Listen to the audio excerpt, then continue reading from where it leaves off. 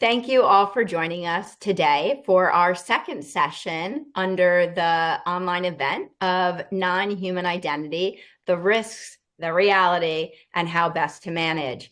I'm Doreen Rettas. I'm one of the co-founders here of Cybersecurity Tribe, and I want to thank Oasis, our partner, for helping us to put on this event. I'm pleased to be joined by two thought leaders. I have Bezawit Sumner, also known as Bez. She is the CISO of CRISP, and Roey Rozi, who's the Director of Solutions Architecture at Oasis Security. They're going to be discussing best practices to secure non-human identities. If you weren't in the first session, I just want to go through a couple of little housekeeping items. So in the bottom right, you'll notice a chat function. The chat function's great because it allows you to type something in there, but the other attendees can see it as well. And so you can respond to each other, which is wonderful for collaboration. We also have a questions widget. If you put something in the questions, it's only going to go to us speakers. Lastly, there is a widget for handouts. It might be under an apps icon on the bottom. And there's a few different pieces of thought leadership, including a report, which you can download at any point during today's session. So with that, I'm going to let Roey start and kick it off. And Roey, I'd love for you to just give an overview of what non-human identities are. I know a lot of folks think immediately of service accounts, but it goes far beyond that. So could you enlighten us all? Thanks, Doreen. First of all, thanks for getting us all here. So what are non-human identities? And the way we look at it is non-human identities are any identity that is not managed by your existing human-centric stack. So think of all of your SSO and MFA, and a new employee comes in, a user is automatically created, he leaves, everything is automatically deprovisioned. Anything that's not managed directly through that stack, we would consider a non-human identity. And that includes service accounts in Active Directory or in other services. But it also includes API keys, tokens, anything that can connect between applications and is not deprovisioned when an employee leaves. Okay, thank you. So that's actually a lot to think about and be aware of. Bez, I know we've talked about this in the past. In your opinion, why are non-human identities oftentimes more dangerous than the human identities?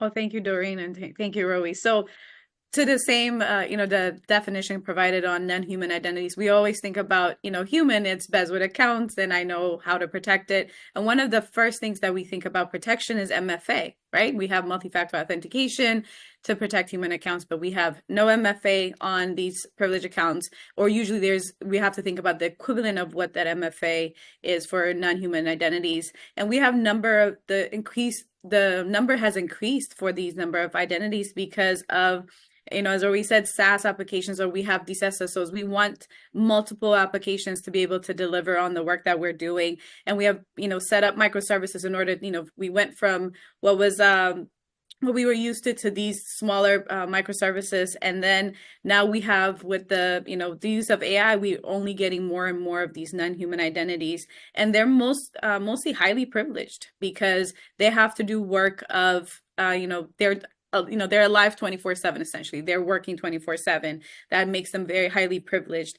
And these identities are created without a true owner, because they're created maybe as a result or as a residual account, and they're not necessarily being seen all the time because someone is not probably logging into them all the time.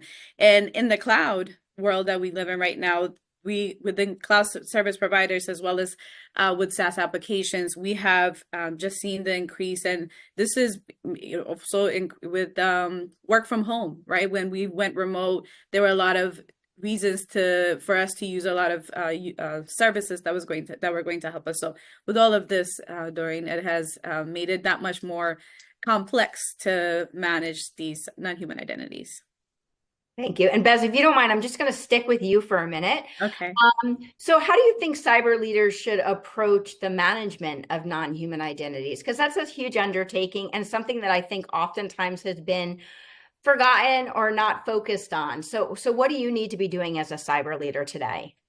Absolutely. one, we always have to think about the asset inventory of it, right? We have to know what do we have, how many of it do we have, and we have to have the life cycle of managing it, all of the identities that we're creating, whether knowingly, unknowingly, or as I said, residual. So we have to have an inventory of identities, and we have to have a clear ownership of who, what these services, service accounts, or any of the identities that Roey talked about, what they're doing, and where they're placed, or whatever the case may be in their use of it. So we have to have a life cycle of managing identities, and within the life cycle of the managing the identities, we have to have a process of purging unused ones, right? I think sometimes we set it and forget it because we're not necessarily seeing it. So make sure you have an inventory. What are these identities doing? What are they used for?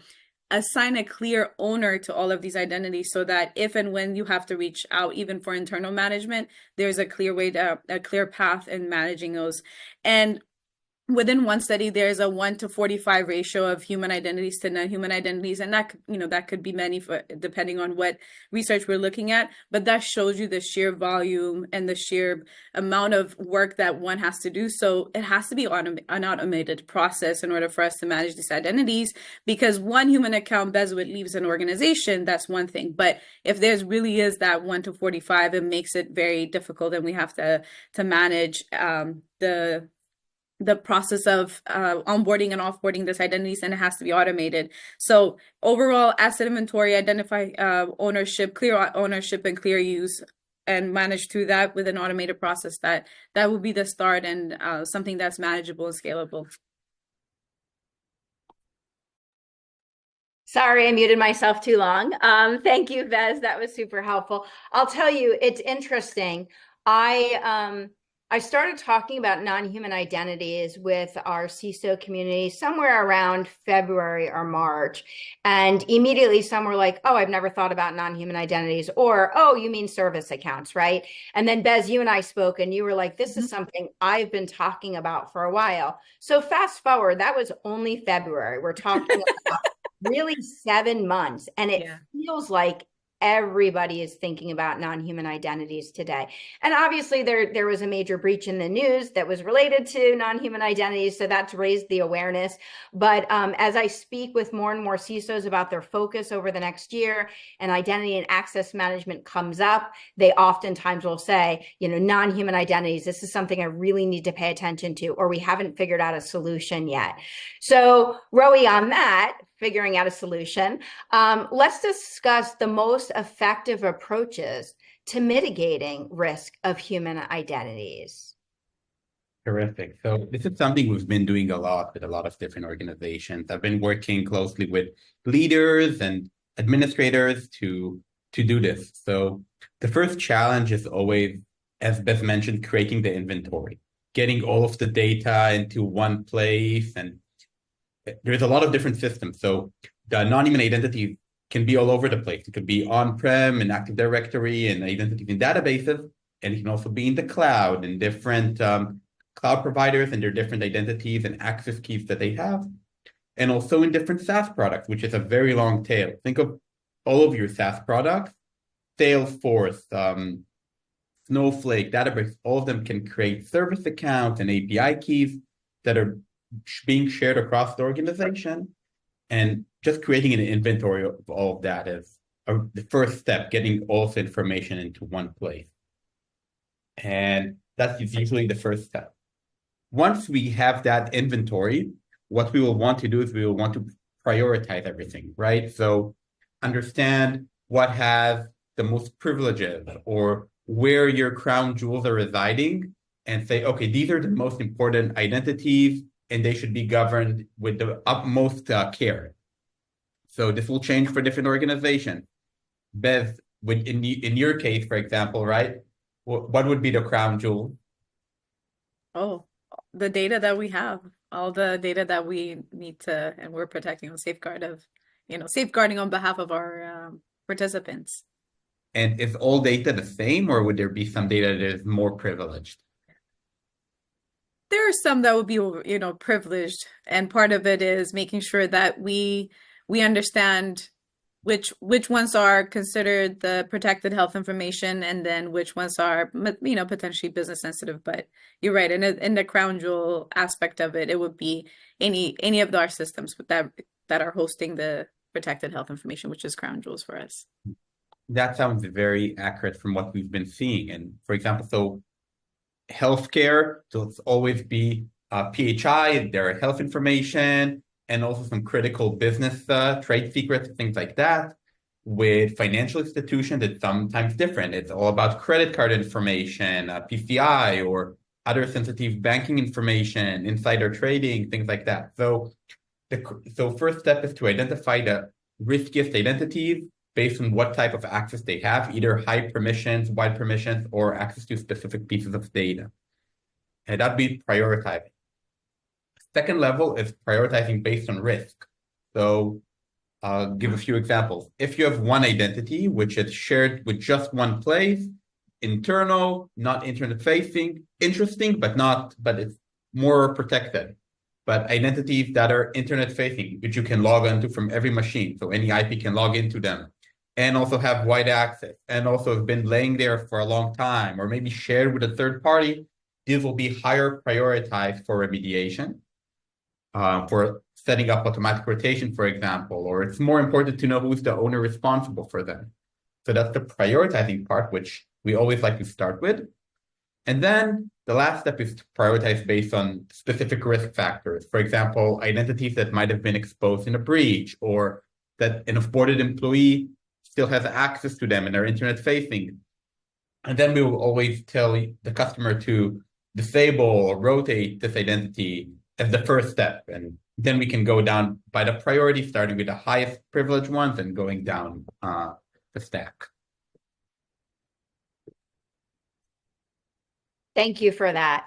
Any other thoughts around perhaps things that cyber leaders aren't thinking about today as it relates to those non-human identities? I mean, Roey, obviously you mentioned some of the industries that are very prevalent in concerns, right? And obviously it's vertical, industry-wide, excuse me. But anything else that cyber leaders need to be thinking about?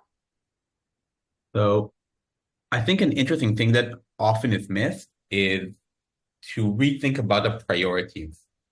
Often when I get onto calls with CISOs, especially ones that have been in the game for a long time, they instinctively think about on-prem Active Directory legacy accounts.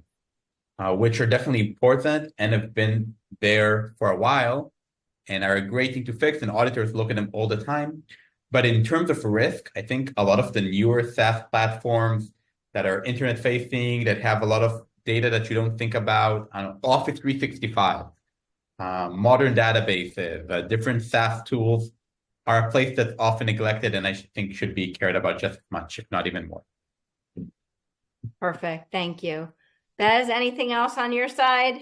Yes, and one thing I want to build off of what Roey just said is maybe as leaders, what we have to be aware of is that none of these certification or audits we're doing are coming and asking us about our life cycle of non-human identities. So part of it is for us to be proactive and making sure that we're thinking about all the ways that, wherever the business processes are, whatever is important to our organization. So it's not because it's going to show up on our account or on our reports, or it's not going to show up on the reports of the firms or vendors or whomever we're working with. So I think it's important for us to be mindful that it's out there. There's a risk that comes with it. And with all the things where we talked about from risk prioritization. So as much as we're doing it for ourselves, then it's not going to show up in our audit reports. It's very important that we care about it in our vendor risk assessments, that we even consider and say, how are you doing these things? Because it doesn't necessarily show up, and not explicitly, and not in the healthcare space that I've seen it so far.